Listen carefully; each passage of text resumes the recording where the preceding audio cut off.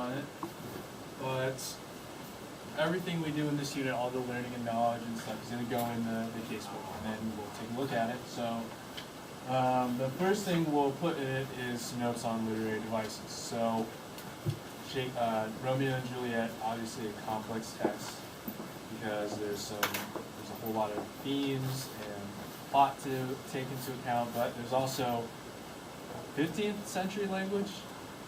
Ms. Wyman? The 15th century? 16th century. 16th. Well, yeah, 16th to 17th. Really old language. A lot of thous and dies. So, taking all that into account, it's hard to get the full meaning and the full value out of the text without a little bit of preparation. So today, briefly, we're going to do some of that preparation because he uses a lot of literary devices. So if we can recognize them in the text, we're going to get more out of it once we start reading. So I'm hoping that's the way that you're all feeling doing literary devices. So the way we're going to do this is I'm going to show you some statements, and they're going to be examples of devices. I don't necessarily want to start with giving you the name, because I feel like that's less important than like the whole point or the effect of it. So we'll start with these two. Just shout out things you notice about these statements, and then we'll work towards what the device is. So you said metaphor? Why do you say that?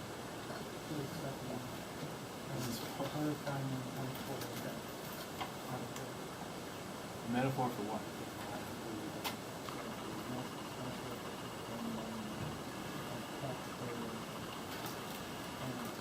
Okay. Sure. You and then. Well, the first thing is saying like, well, I can resist anything but temptation, and temptation is not being able to resist something. So it's like, I don't know. It's not like a play on words, but it's kind of a play on words. Yeah. Oh yeah. Liam? Ironic. I think it's ironic as well. Yeah. Yep. What else? Is there any similarities between these two? Yeah, it's like resisted temptation. You kind of get the same feeling, and then What feeling is that? well, like they kind of go hand in hand. You know what I mean? Okay. And then like die and death. Liam again. You don't have to raise your hand, just shout out. Well, they both like have kind of structure to them. Like it has like something can or can't do something. And then like it goes on to in the end of the sentence it has like a thing, I guess. So like what I'm trying to say is like for cowards may die many times before their death. Like it's kind of you can't really die before your death because so it's like I have it in my head but I can't say it. No, I get what you're saying, and you mentioned there's like two parts to it, right? Yeah. Who had their hand up over here?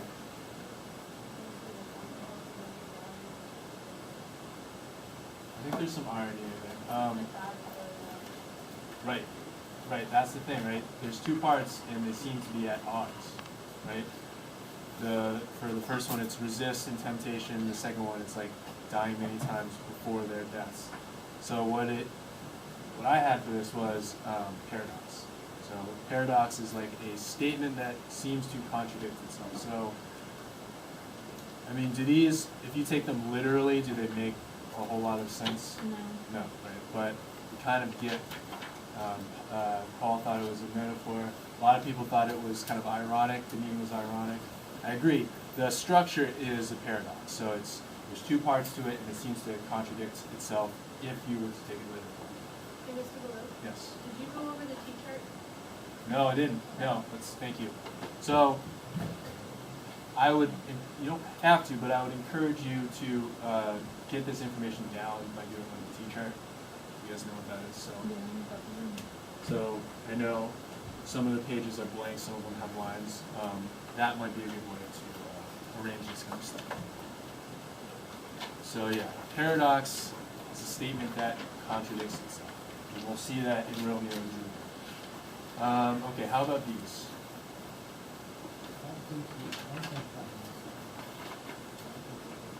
Okay. Oh, it's like personification. Yes, so that is the name of it, definitely. Personification. What is it? It's giving, Giving an it's giving like qualities of living animals, or like giving human-like qualities to things that don't have. Yeah, like an inanimate object having feelings or Yeah, that's exactly right. It's human characteristics of something non-human. So obviously, for that first one, the non-human thing is what? mountain. Mountain. And what is the human characteristic that is? Singing. Voice, yeah, singing voice. Here, it's a city, and it's talking about how it doesn't sleep. Cities don't sleep because they can't sleep, but that's kind of a human action that is being described here. We should also talk about the point of it. Why would an author write with personification? Why would they write something that's not, that in a literal sense, isn't true? Use an image in a picture. Like, can you sing with all the voices of the mountains? It's sort of like, can you be one with the mountains? Like, I don't know how to, but it's sort of, it's a way to explain something without like. Well, in a like- literal sense, yeah, I think I hear you. A mountain doesn't have a voice. It doesn't like talk, obviously. But as smart people, we know kind of what they're talking about, right? What are the voices that they might be talking about? Right, the wind, what else?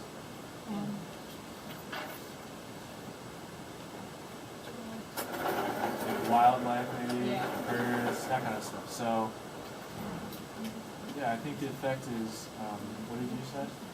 Like giving an image. Yeah. It presents like an accurate image. It's descriptive. Can you leave that up for just 30 seconds? Sure. Yeah, if I move on and you don't have it done, yell at me this So just to be clear, these notes should go into your Facebook.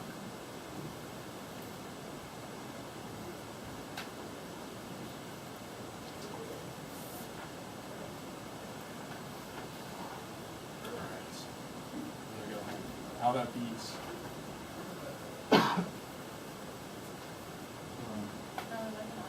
They're like oxymorons. Yes. So what are oxymorons? They're like sentences that have opposites in the same sentence, like jumbo shrimp, like deafening silence. So like when you take adjective and put it's an opposite in the same sentence. Yes, that is exactly right. Very similar to paradox, but it's more of like a two-word thing where it's literally one word that's kind of opposite or contradicting the other.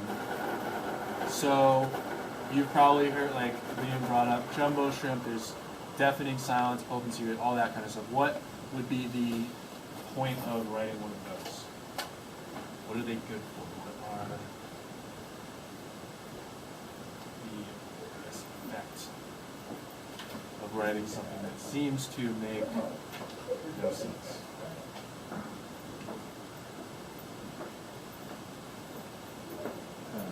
Kind of traumatizing.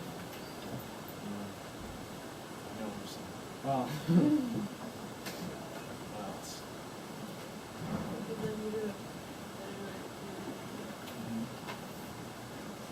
Or like when, like silence is deafening, maybe it's, yeah, like to add drama or to add like suspense to something, I guess, and show how it's affecting the two, or like the people involved with this. Yeah, I think for both oxymorons and paradoxes, the effect might make a little more sense once we start reading and start seeing them in context of like an entire play. But yeah, like some of the effects have to do with like grabbing the reader's attention in a certain way, or adding a little bit of like drama or suspense. Yes. That quick? Why does he need to see like what it's like? Oh, okay. Does anyone else need me to say? Okay. Like a pun. Boom. Pun. So what is a pun, Paul?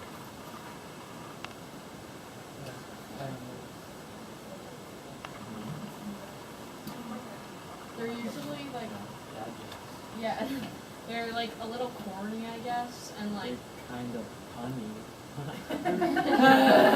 Yeah. it's like, Exactly it's right. like making to, like a sentence that, like, Maybe yes. maybe it's always, some of those things are hard, they're kind of abstract, so it's hard to define them without just like saying like the word. But why is this funny? I know that's super lame to like explain why something's funny, but why is that funny? It makes it more fun. Yes. Right. If you've read this book, Lion, the Witch, and the Wardrobe, once you go in the wardrobe, the land is called Narnia, so why is this one funny? Because tuna fish. This is awesome. Well, Yes. it's a bass. Yeah. Well, So yeah, that, but the first part's a, well, yeah, fish. you can tune a guitar, but you can't tune a fish, unless of course you play bass. So I think Cole, you nailed it. That is what dad jokes are. It's just like a joke with wordplay. So it's either playing with how words can have two different meanings, or how different words can have the same sound. So like tune A is in like musical tuning, and tuna, fish. So, and that'll happen in Shakespeare's life. So I think you already mentioned it, but the effect or the point of puns is a little more obvious. What is the effect? Yeah, it's funny. Oh, sorry. I'll stay. Oh, can I tell you another one? I was wondering why the baseball was getting larger and larger, and it hit.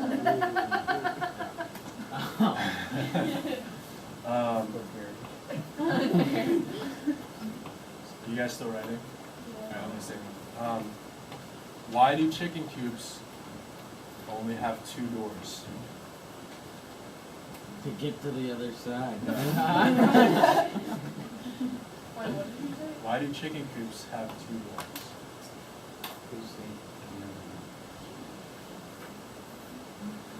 Food. Because if they had four doors, they would be chicken sedans. Um, They're all bad. They're all stupid. Hey, But here's one. I was just trying to fill time. Here's Okay. one for you. Why didn't the skeleton cross the road? I don't know. Because he didn't have the guts for it. Love it. I don't know if that's a pun, but why didn't the toilet oh paper no, it is a cross pun. the It is a road? pun. Because it got stuck. It got stuck in the crack. What? Why didn't the toilet paper cross the road? It got stuck in the crack. Okay, and let's move on. I'm so glad you got that on video. No, it's fine. All right, how about this one? This has already been mentioned, the device for this. The word is metaphor, yeah. This is like you guys have, I know you have all heard metaphor. So, but why is like this isn't a great song. Yes. But, and the smart people know what is being meant. You're the light of their life. Right in my life, that kind of thing. Yes. Exactly. So that is metaphor. At this point, almost any book or text that you read in school, in English class, will probably have metaphor in it. So I know it's an easy one that you're familiar with, but being able to recognize it in a text is super important.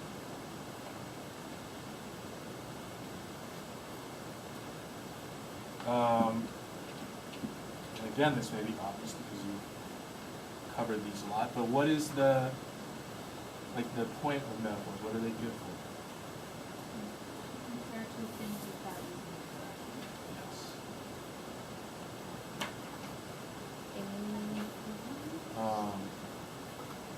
But, like, say we look at this, if you're comparing this to this, and it's not, in a literal sense, it doesn't make sense, what is the point of doing that? Why is that helpful?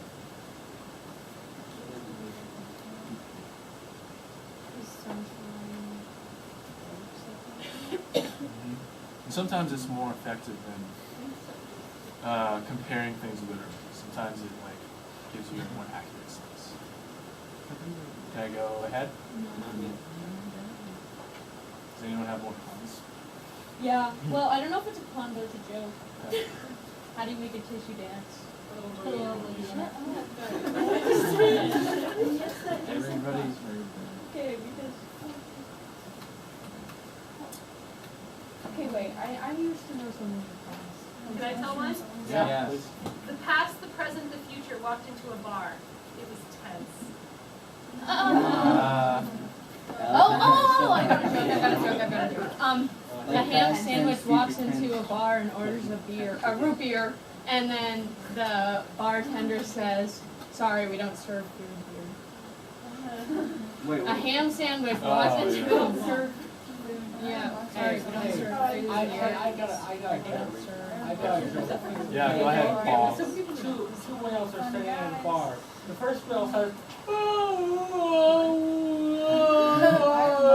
the second whale says, "Go home, Tim, you're drunk." That was not a pun, but cool. Okay, I believe this is the last one. So we're gonna talk to, how many do you guys have? 5 right now? Yeah. Okay, this is the last one. So pictures this time. So we're gonna talk through these a little bit. Superman, we'll start with him. Tell me about him. Just kind of explain. He's like, you kind of know he's gonna be the hero. See, hope starts with an Wise, Nice hair. hero, nice hair, Abs. abs. Muscular. What else? What's his deal? He's got mental problems? Magical Oh, power. I thought you said mental problems. He wears a cape. I heard someone else say something over here. What was it? He saves the day. What's tight?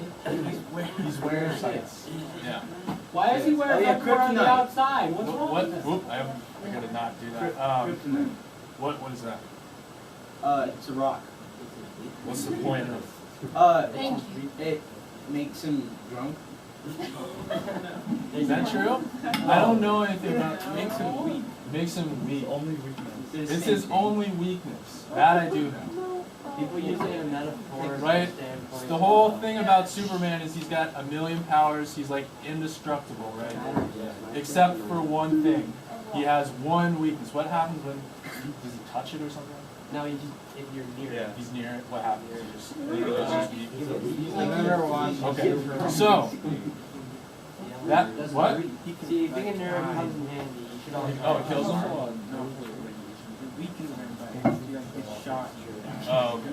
Yes. So he has one weakness in the whole world. Just one weakness. That idea of like a hero or something powerful having one weakness, is that like a theme or a kind of idea that you've seen in other things before? Yeah, what is that? It's like, so the myth of Achilles, like, he was dipped in the river Styx and his mom pulled him by his heel and that didn't get washed by the water. But when you get dipped in the river Styx, you become like, Invincible. yeah, invincible. So that's his one spot of weakness. Yes.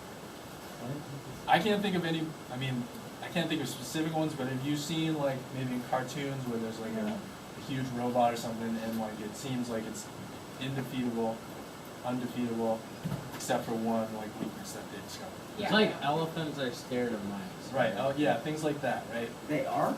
Yeah. It's not true, but it's a myth. Can anyone think of like an example? I couldn't think of any. Like witches and water. Yeah. Vampires and Sun right? and garlic. Sun, That yeah. was not. So, okay. So, So let's, an example for that too is Thor and his sister. sometimes I went out on a limb, maybe Taylor Swift, because she's the queen of like illusions and metaphors. I think she says something about like he was my kryptonite. Oh, It's God. alluding. It is a, yes, it's alluding to this. Yes. Okay, so let's hold on to that. Has anyone seen this movie? Yes, I Yes. love that movie. It is a good movie. So what, very briefly, can someone just like breeze through the premise of the movie? Okay, so it's like this hockey team that doesn't really have any like star athletes. Yeah. And so then like they get this, they all like form a team and then they start playing together. And the coach is a pretty good coach. And Goldberg has a knuckle puck. Okay, breeze. And Yeah, so then what happens at the end? they win. They win. Who are they winning against? Like that team. I forget Yeah. their name. So it's kind of They're like the underdogs.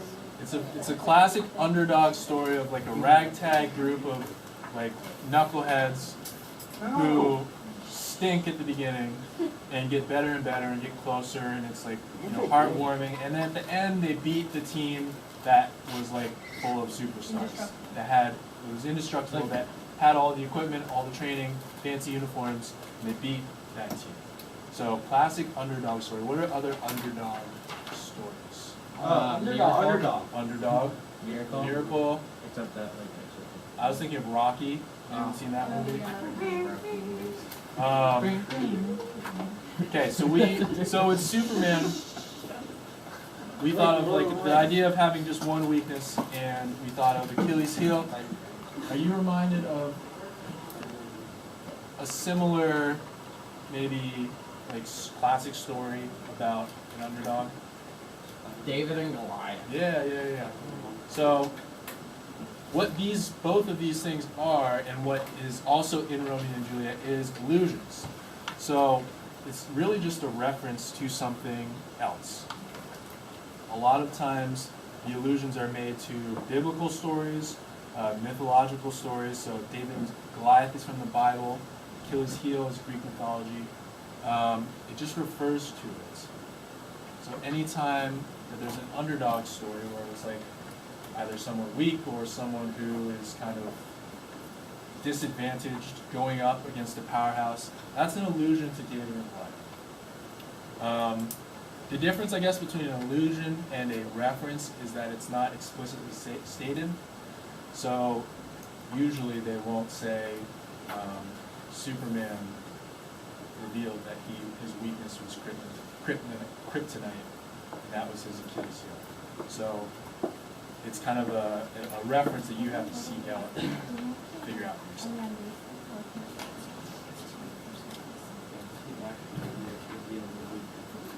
Oh, hey, bad guy. Yeah, exactly. Okay, so let's finish up. Let's talk about, to close up, what is the point of an illusion? Why? Because they're very common. Why would authors make illusions? Yeah. To compare two things, always without, getting super copyright. Sure. That's just all Yes, that's good. Anything else? I like So yeah, that was a great point. If you can just in like a line or like a scene, if it's a movie, make an allusion to an entire other like piece of work or story, then it kind of takes the effect and the whole backstory and the details of that other story without having to spend too much time just making your own version. Kind of. Like if you guys know what David and Goliath's about, so if there's a brief allusion to that in a story, instead of making your own version of David and Goliath and taking up page space and time, the reader knows exactly what you're talking about. Okay? Okay, I think that's